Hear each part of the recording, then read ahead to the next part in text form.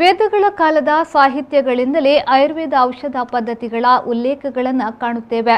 ಮಾನವ ಹುಟ್ಟುವ, ವಾಸಿಸುವ ಪ್ರದೇಶದೊಂದಿಗೆ ಅವನ ದೇಹ ಪ್ರಕೃತಿಗೂ ಆಹಾರ ಪದ್ಧತಿಗೂ ಅವಿನಾಭಾವ ಸಂಬಂಧವಿದೆ.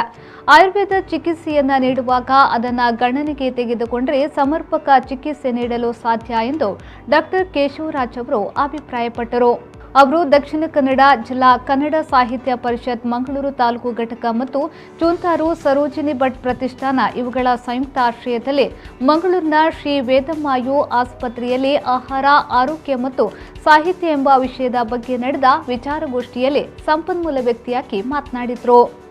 ದಕ್ಷಿಣ ಕನ್ನಡ ಜಿಲ್ಲಾ ಕನ್ನಡ ಸಾಹಿತ್ಯ ಪರಿಷತ್ನ ಮಂಗಳೂರು ತಾಲೂಕು ಘಟಕದ ಅಧ್ಯಕ್ಷರಾದ ಡಾಕ್ಟರ್ ಮಂಜುನಾಥ್ ಎಸ್ ರೇವಣ್ಕರ್ ಅವರು ಮಾತನಾಡಿ, ಪ್ರತಿಯೊಬ್ಬರು ತಮ್ಮ ಆರೋಗ್ಯದ ಬಗ್ಗೆ ಯಾವತ್ತೂ ಕಾಳಜಿ ವಹಿಸಿಕೊಳ್ಳಬೇಕು.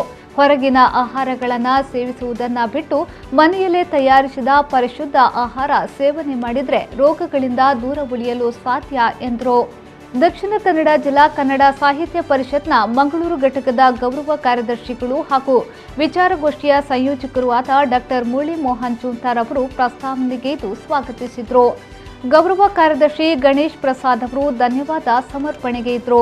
ಶ್ರೀ ವೇದಮಾಯು ಆಸ್ಪತ್ರೆಯ ಸಿಬ್ಬಂದಿಗಳು, ದಕ್ಷಿಣ ಕನ್ನಡ ಜಿಲ್ಲಾ ಕನ್ನಡ ಸಾಹಿತ್ಯ ಪರಿಷತ್ನ ಡಾಕ್ಟರ್ ಅರುಣಾ ನಾಗರಾಜ್, ಮಂಗಳೂರು ಘಟಕದ ಪದಾಧಿಕಾರಿಗಳಾದ ಸುಬ್ರಾಯ ಭಟ್, ಡಾಕ್ಟರ್ ಮೀನಾಕ್ಷಿ ರಾಮಚಂದ್ರ, ಸುಕಲಾಕ್ಷಿ ಹಾಗೂ ಕನ್ನಡ ಸಾಹಿತ್ಯ ಪರಿಷತ್ನ ಸದಸ್ಯರಾದ ಎಎಸ್ ಭಟ್, ಸುರೇಶ್ ನಾಥ್, ಶಶಿಧರ್, ದಿವಾಕರ್ ವಿಚಾರಗೋಷ್ಠಿಯ ಅನಂತರ ನಡೆದ ಸಂವಾದದಲ್ಲಿ ಸಕ್ರಿಯವಾಗಿ ಪಾಲ್ಗೊಂಡರು.